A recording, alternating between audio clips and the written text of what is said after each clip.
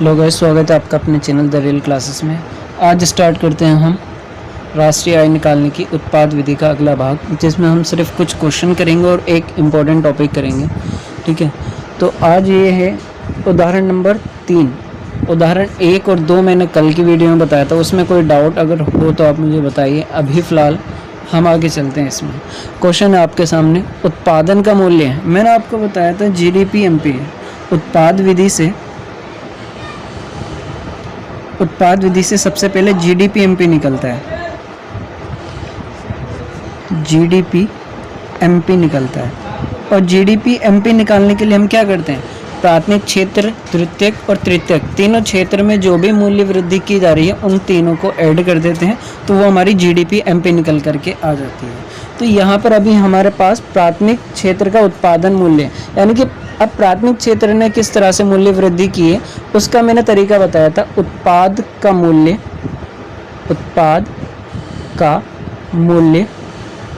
Minus मध्यवर्ती उपभोग।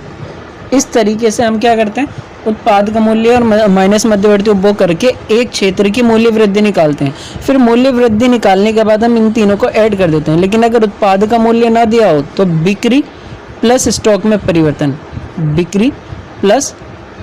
में परिवर्तन, हम इन दोनों को ऐड कर देते हैं, तो भी हमारे पास क्या आ जाता है, उत्पाद का मूल्य निकल के आ जाता है। अभी फ़िलहाल हमें निकालने की ज़रूरत नहीं है, डायरेक्टली उत्पादन का मूल्य तीनों क्षेत्रों का अलग अलग निकाल के दे रखा है। और खरीदे गए मध्यवर्ती आगतों का मूल्य, मध्यवर्ती उपभोग भी हमें तीनों क्षेत्र का दे रखा है। अब क्या करेंगे, हम तीनों सेक्टर का अलग अलग मध्यवर्ती उपभोग निकालेंगे? नहीं, हम क्या करेंगे, प्राथमिक क्षेत्र का उत्पादन मूल्य, प्राथमिक क्षेत्र का उत्पादन मूल्य प्लस द्वितीयक क्षेत्र का उत्पादन मूल्य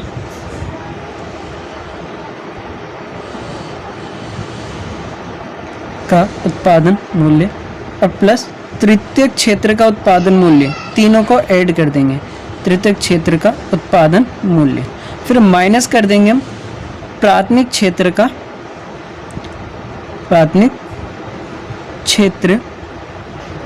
का मध्यवर्ती उपभोग। फिर इसी तरह से माइनस कर देंगे हम द्वितीयक क्षेत्र का मध्यवर्ती उपभोग, फिर तृतीयक क्षेत्र का मध्यवर्ती उपभोग। अगर हम तीनों को देखो, सब चीज़ें तीनों क्षेत्र के मध्यवर्ती लागतें भी ऐड हो गई, और इन तीनों का सम्मिशन ही क्या बन जाएगा, मेरा जीडीपी एमपी बन जाएगा। लेकिन मुझसे क्वेश्चन में मांगा क्या है, बाजार कीमत पर सकल मूल्य वृद्धि और राष्ट्रीय आय। तो सबसे पहले क्वेश्चन को डीपली पढ़ लेते हैं। प्राथमिक क्षेत्र का उत्पादन मूल्य, द्वितीयक, तृतीयक, फिर खरीदे गए मध्यवर्ती उपभोग, यानी कि मध्यवर्ती उपभोग तीनों क्षेत्र का दिया है। फिर सभी क्षेत्रों द्वारा दिए गए अप्रत्यक्ष कर, ये अप्रत्यक्ष कर इनडायरेक्ट टैक्स है, एनआईटी नहीं है। अगर इसमें आर्थिक सहायता माइनस कर दी जाए तब ये बन जाएगा एनआईटी। एनआईटी निकालने का तरीका है अप्रत्यक्ष कर माइनस आर्थिक सहायता। अगर आर्थिक सहायता ना हो तो उसे जीरो मान करके हम उसी को अप्रत्यक्ष कर को ही शुद्ध अप्रत्यक्ष कर में परिवर्तित कर देते हैं। अभी फ़िलहाल मेरे पास अप्रत्यक्ष कर भी और आर्थिक सहायता भी है, तो 50 माइनस 30 एनआईटी हो जाएगा मेरे पास। 50 माइनस 20 एनआईटी बनेगा 30। सभी क्षेत्रों में स्थायी पूंजी का उपभोग, इसका दूसरा नाम अगर मैं बताऊं तो ये होगा मेरा मूल्यह्रास, ये मूल्यह्रास बन जाएगा। फिर शेष विश्व से निवासियों द्वारा प्राप्त आय कारक आय। ये देखें, शेष विश्व से प्राप्त है, शेष विश्व को होती तो अलग है, और मुझे क्या चाहिए होता है, एनएफआई है, net factor income from abroad, यानी कि विदेशों से प्राप्त शुद्ध कारक आय। ये शुद्ध नहीं है, ये विदेशों से प्राप्त कारक आय है। विदेशों को अगर इसमें माइनस कर देंगे तो ये बनेगा मेरा एनएफआई है, और यहाँ पर विदेशों को प्राप्त कारक आय नहीं दिया हुआ है, तो यहाँ पर यही क्या बन जाएगा, मेरा एनएफआई बन जाएगा अभी फ़िलहाल के लिए। तो फिलहाल मैं क्या करता हूँ, इनकी वैल्यू पुट करके जीडीपी एमपी निकाल लेता हूँ। तो प्राथमिक क्षेत्र का उत्पादन का मूल्य 800, द्वितीयक का 200, फिर तृतीयक का 300, यानी कि 800 प्लस 200 और प्लस 300। फिर उसके बाद प्राथमिक क्षेत्र का मध्यवर्ती उपभोग माइनस होगा तृतीयक का भी और द्वितीयक का भी, यानी कि 400, 100 और 50, कुल मिलाकर 400 भी माइनस करेंगे, 100 भी माइनस करेंगे और 50 भी माइनस करेंगे।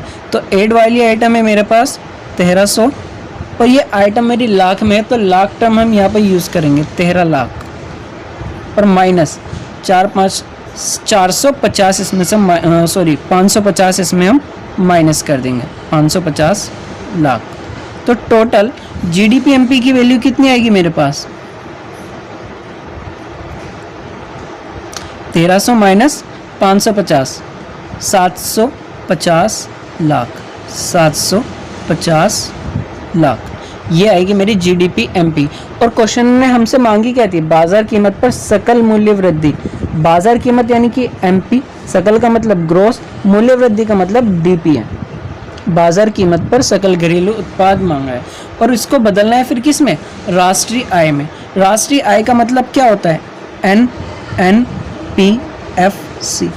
और NNPFC कैसे निकालेंगे हम जब हमारे पास जीडीपी एमपी आ जाएगा।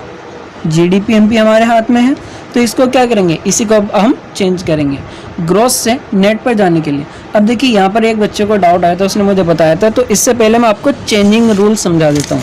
चेंजिंग रूल क्या है देखिए,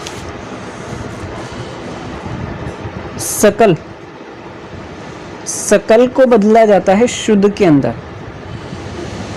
और सकल को इंग्लिश में कहते हैं हम ग्रॉस, शुद्ध को कहते हैं हम नेट। इसका शॉर्ट वर्ड होता है जी और शुद्ध का शॉर्ट वर्ड होता है एन। यानी कि जी ये मेरा बड़ा लेवल है और ये मेरा छोटा लेवल है। सकल में अच्छा बुरा सब शामिल होता है, शुद्ध में सिर्फ अच्छा शामिल होता है। अब सकल को नेट पर लेके जाना है, बड़े को अगर छोटा बनाना है यानी कि 2.5 मीटर कपड़े से अगर शर्ट बनानी है तो कपड़ा काट के छोटा करना पड़ेगा या सिलाई करके उसे बड़ा करना पड़ेगा। साइड सी बात है, कटिंग करके छोटा बनाया जाता है।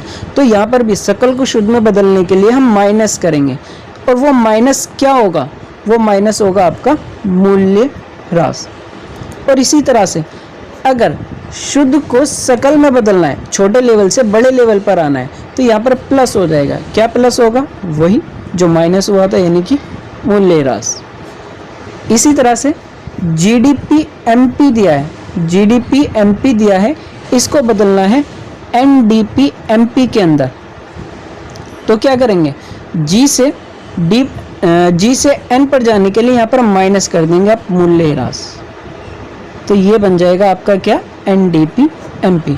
फिर उसके बाद दूसरा चेंजिंग रूल था मेरे पास राष्ट्रीय, ये बड़ा लेवल पूरे वर्ल्ड का, पूरे वर्ल्ड में हमने कितनी इनकम कमाई है, और ये है घरेलू। राष्ट्रीय का मतलब नेशनल और घरेलू का मतलब डोमेस्टिक। डोमेस्टिक के लिए वर्ड यूज किया जाता है डी, नेशनल के लिए यूज किया जाता है एन। एन से अगर डी पर जाना होता है, अगर सिर्फ मुझे अपनी इंडिया की इनकम निकालनी है तो जो बाहर से पैसा निकाला है मैंने वो यहाँ पर क्या करना होगा, मुझे माइनस करना होगा। यानी कि माइनस कर दिया जाएगा NFIA, NFIA यहाँ पर माइनस कर देंगे। और अगर मुझे घरेलू के साथ साथ पूरी दुनिया से मैंने कितना पैसा कमाया वो निकालना है तो मैं यहाँ पर क्या कर दूंगा, वापस रिवर्स कर दूंगा NFIA। बड़े से छोटे पर जाना है तो माइनस, छोटे से बड़े पर आना है तो प्लस। अब देखिए GDP MP को बदलना है GNP MP के अंदर, डोमेस्टिक छोटा लेवल, एन बड़ा लेवल। तो डी से एन पर जाने के लिए क्या करूँगा, प्लस करूँगा NFIA। अब इसी तरह से अगर GNP MP मुझे दिया हुआ है और मुझे NNP MP निकालना है तो क्या करूँगा मैं, जी से एन पर जाने के लिए माइनस मूल्य ह्रास, फिर उसके बाद एन से एन पर जाने के लिए कुछ नहीं, ये बन जाएगा मेरा NNP MP। फिर तीसरा चेंजिंग रूल क्या है मेरा, बाजार कीमत, बाजार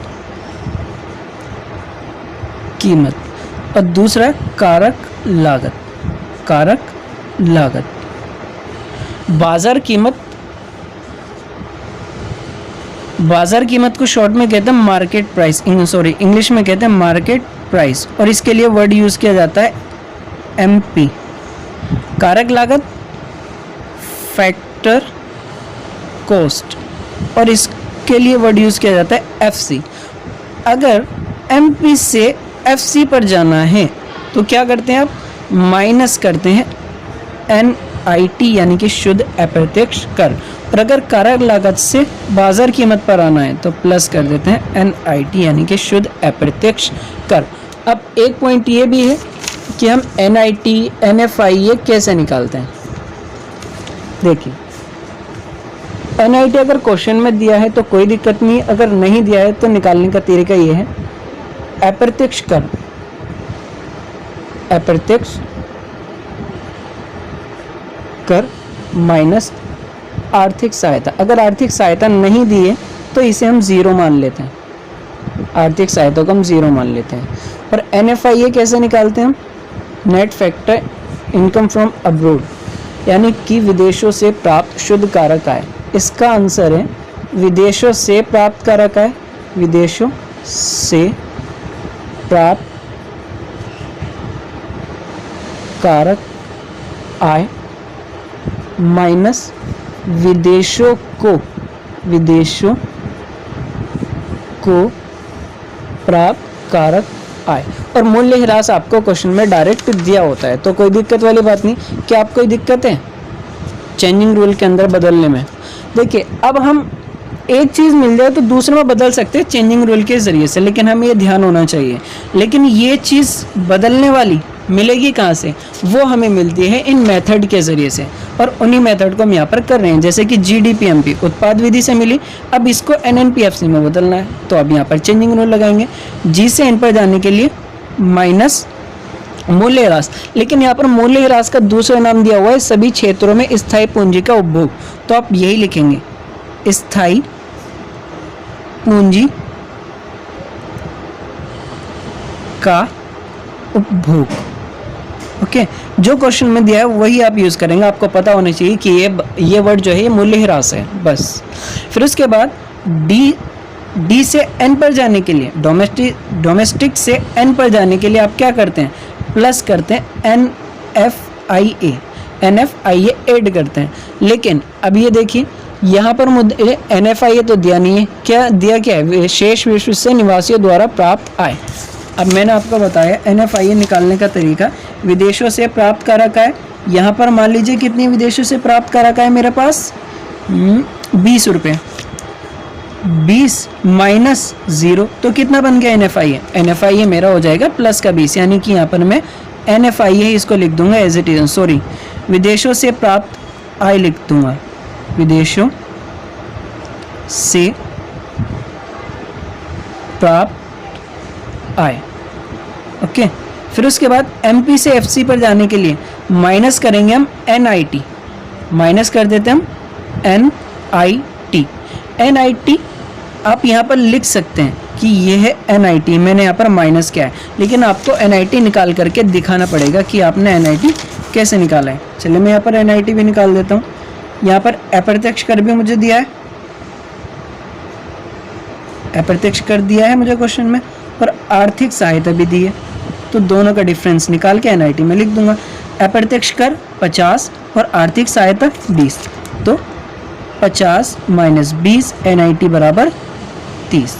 ठीक है, तो एनआईटी लिख दिया, लेकिन वैल्यू मैंने अलग निकाली, ये आप नीचे भी दिखा सकते, मेरे पास जगह कम है इसलिए मैंने अलग पेज पे यूज़ किया है। तो जीडीपीएमपी की वैल्यू 750 लाख, स्थायी पूंजी का उपभोग ये रहा आपके पास 80 रुपये, जो क्या होगा आपका माइनस होगा। फिर उसके बाद विदेशों से प्राप्त आय ये कितनी है आपके पास 20 रुपये, जो आपकी क्या होगी प्लस होगी। फिर उसके बाद एनआईटी कितनी निकली आपके पास 30 निकली है, वो भी क्या होगी आपकी, जो फॉर्मूला आपने सिंबल लगाया वो 30 माइनस हो जाएगी। तो अब क्या करेंगे आप, कुल मिलाकर 770 प्लस वाली टर्म 8 3 11 यानी कि 110 आप माइनस कर देंगे, तो कितना बचेगा आपके पास 660 लाख बचेगा। ये आपका एनएनपीएफसी 660 लाख रुपए। क्या इसमें कोई दिक्कत है? अगर कोई भी दिक्कत है तो आप पूछिए, मैं बताता हूँ। मैं रिपीट करता हूँ, जीडीपीएमपी हमने निकाल लिया डायरेक्ट, फिर जीडीपीएमपी को कन्वर्ट कर रहे हैं एनएनपीएफसी में। एनएनपीएफसी में बदलने के लिए चेंजिंग रूल आपको पता होना चाहिए। जी से एन पर जाने के लिए जी का मतलब ग्रोस, ग्रोस को एन में नेट में बदलना है, माइनस मूल्यह्रास। डी से एन पर जाने के लिए प्लस एनएफआई है, एमपी से एफसी पर जाने के लिए माइनस एनआईटी। अगर रिवर्स होता, मान लो एनएनपीएफसी दे दो और जीडीपीएमपी निकालना हो, तो इसका जस्ट रिवर्स फॉलो करेंगे अब हम, ठीक है। अब उसके बाद कुछ एक क्वेश्चन ऐसा है जो आपको खुद करना है, ये मैं नहीं कराऊंगा, ये आप करेंगे। ये वाला क्वेश्चन भी और ये वाला क्वेश्चन भी बहुत इजी सा क्वेश्चन है, सेम। ये आप करके दिखाएंगे, मैं आपका पैटर्न देखना चाहता हूँ। ओके, ये आप मुझे करेंगे और दिखाएंगे। इसके बाद एक टॉपिक जो मुझे आपको बताना था, उत्पाद विधि से जब हम राष्ट्रीय आय निकालते हैं तो उस टाइम पर क्या क्या सावधानियां हमें बरतनी चाहिए। ये इम्पोर्टेंट टॉपिक है, इम्पोर्टेंट टॉपिक है। 4 से 6 नंबर में ये आपसे पूछा जाता है एग्जाम के अंदर कि राष्ट्रीय आय ज्ञात करते हुए निम्नलिखित व्यवहार के साथ क्या व्यवहार किया जाएगा, राष्ट्रीय आय में शामिल होगा कि नहीं होगा। जैसे पुरानी वस्तुओं का क्रय, पुरानी वस्तुओं को खरीदना और बेचना राष्ट्रीय आय में शामिल होगा या नहीं होगा। नहीं होगा तो क्यों नहीं होगा, अगर होगा तो क्यों होगा, ये क्वेश्चन बनता है। तो पुरानी वस्तुओं के क्रय विक्रय को शामिल नहीं किया जाता, क्योंकि जब इन वस्तुओं को पहली बार बनाया गया था उसी साल इसको राष्ट्रीय आय में शामिल कर लिया गया था। मान लीजिए ये पेन मैंने आज 5 रुपये का खरीदा है, तो इस साल के राष्ट्रीय आय में शामिल हो चुका है। अब इसको मैं 2 साल बाद बेच देता हूँ, तो क्या एक ही वस्तु को दोबारा राष्ट्रीय आय में शामिल करूँगा? नहीं, जो एक बार शामिल हो गया वो दोबारा शामिल नहीं किया जाएगा। इसलिए तो जो पुरानी वस्तुएं उनकी जब वो उत्पादन किया गया था उन वस्तुओं को उसी वर्ष राष्ट्रीय आय में शामिल कर लिया गया था, इसलिए इन पुरानी वस्तुओं के क्रय विक्रय को राष्ट्रीय आय में शामिल नहीं करेंगे। फिर उसके बाद लेकिन पुरानी वस्तुओं को बेचने के लिए व्यापारी होते हैं, कुछ एजेंट होते हैं जो खरीदने और बेचने का काम करते हैं, यानी कि इधर से सामान लेकर के दूसरी जगह सप्लाई करना, तो वो अपनी सर्विस देते हैं। उनकी सर्विस पुरानी नहीं होती, चीज़ भले पुरानी है लेकिन सर्विस पुरानी नहीं होती, तो उन व्यापारियों की जो कमीशन या दलाली होती है या ब्रोकरेज होती है या कोई फीस वगैरह होती है, तो उस फीस को राष्ट्रीय आय में शामिल किया जाता है, क्योंकि ये उनकी कारक सेवाओं के बदले में किया गया भुगतान या पुरस्कार होता है। ठीक है, पुरानी वस्तुओं के व्यापारियों की दलाली या कमीशन को राष्ट्रीय आय में शामिल किया जाता है, क्योंकि उनको ये आय उनकी सेवाओं के बदले में प्राप्त होती है। इसलिए सभी उत्पादक इकाइयों द्वारा स्वलेखा उत्पादन को मूल्य वृद्धि में शामिल किया जाता है। अब देखिए, जैसे कार बनाने वाली कंपनी है, वो क्या करती है, कार बनाती है, लेकिन वो कार को बेचती नहीं है, बल्कि क्या करती है, अपने एम्प्लॉय को घर से लाने और एम्प्लॉय को ऑफिस से घर तक पहुंचाने के लिए यूज़ करती है। तो वो उसने क्या कर ली, अपने खुद के काम के लिए, स्वयं उपभोग के लिए उस कार को यूज़ कर लिया, तो उस कार की कीमत को भी राष्ट्रीय आय में शामिल किया जाएगा, क्योंकि अगर वो खुद यूज़ नहीं करता तो आगे उसको बेच देता है। इसलिए आगे स्वभोग के लिए उत्पादन का आरोपित मूल्य शामिल किया जाता है। जैसे अब किसान है, गेहूं उगाता है, गेहूं की कीमत 2 रुपये kg है, बट वो 4 रुपये में मार्केट में नहीं बेचता, बल्कि क्या करता है, वो खुद अपने घर में यूज़ कर लेता है। तो वो अब क्या करेंगे, जो भी उसका बाज़ार मूल्य है उसको हम राष्ट्रीय आय में शामिल करेंगे, चाहे भले ही वो अपने खुद के लिए यूज़ क्यों ना कर रहा हो। अब मान लो अगर वो खुद यूज़ कर रहे हैं, मान लो ये गेहूं वो खुद यूज़ ना करके बेच देता, 4 रुपये आते, फिर वो किसी और चीज़ पर खर्च करता, तो उस खर्च को राष्ट्रीय आय में शामिल करते। इसलिए अगर ये खर्च नहीं कर रहा, अपने पैसे बचा रहा है, तो इस बचत को भी हम राष्ट्रीय आय में शामिल कर लेंगे कि जी 4 रुपये की अर्थव्यवस्था में हमें इनकम हुई थी और इसने दिखाई नहीं थी। फिर उसके बाद मध्यवर्ती वस्तुओं के मूल्य को राष्ट्रीय आय में शामिल नहीं करते, क्योंकि मध्यवर्ती वस्तुओं में कीमत और भी बढ़ाई जाती है, जिस वजह से राष्ट्रीय आय की गणना में समस्या उत्पन्न हो जाती है। फिर उसके बाद जिन मकानों में मकान मालिक खुद रह रहे हैं उनका आरोपित किराया शामिल होता है, चाहे वो अब किराएदार को रखें या खुद ने। जैसे मेरा घर है, मैं उसमें खुद रह रहा हूँ, तो उसको अगर मैं खुद नहीं रहता, किराए पर देता 2000 रुपये किराया, तो उस 2000 को मैं ये मान लेता हूँ कि ये आरोपित किराया है, जो अगर ये खुद ना रहता तो किसी किराएदार को दे करके 2000 रुपये की इनकम कमाता जो अर्थव्यवस्था में शामिल की जानी थी, लेकिन इसने वो 2000 रुपये नहीं दिखाए। तो अब क्या करेंगे, तो जो 2000 रुपये मैंने नहीं दिखाए उसको भी मैं राष्ट्रीय आय में शामिल कर लूँगा, क्योंकि ये आरोपित मूल्य होता है मकान के किराए का। फिर स्वभोग सेवाओं को मूल्य वृद्धि में शामिल नहीं किया जाता, क्योंकि इनके बाजार मूल्य का अनुमान नहीं लगाया जाता। आपकी मदर सिस्टर घर में काम करती हैं, क्या आप उनको पेमेंट करते हैं? या बता सकते हैं कि उन्होंने जितनी रोटी बनाई है उसकी बाज़ार में क्या कीमत होगी? नहीं, कोई अनुमान नहीं लगाया जा सकता है, इसलिए उस सेवा को भी राष्ट्रीय आय में शामिल नहीं किया जाता है। ये था आज का छोटा सा टॉपिक, उत्पाद विधि संबंधी सावधानी। याद रखिएगा, ये आय विधि और व्यय विधि तीनों में अलग अलग है और तीनों में आपको ध्यान रखनी है। कल की वीडियो में, कल की क्लास में मेरा जो टॉपिक होगा वो होगा दोहरी गणना की समस्या, और अगर कोई भी क्वेश्चन अगर आपका होगा तो मैं वो आपको बताऊंगा। दोहरी गणना की समस्या भी एक इम्पॉर्टेंट टॉपिक है जो सेपरेटली एग्जाम में पूछा जाता है। थैंक यू सो मच मुझसे जुड़ने के लिए और मेरी वीडियो को पूरा देखने के लिए। कोई कमेंट्स हो तो बताइए, कोई डाउट्स वगैरह तो मुझे कमेंट में बताइए और वीडियो को लाइक शेयर कर दीजिए। Thank you.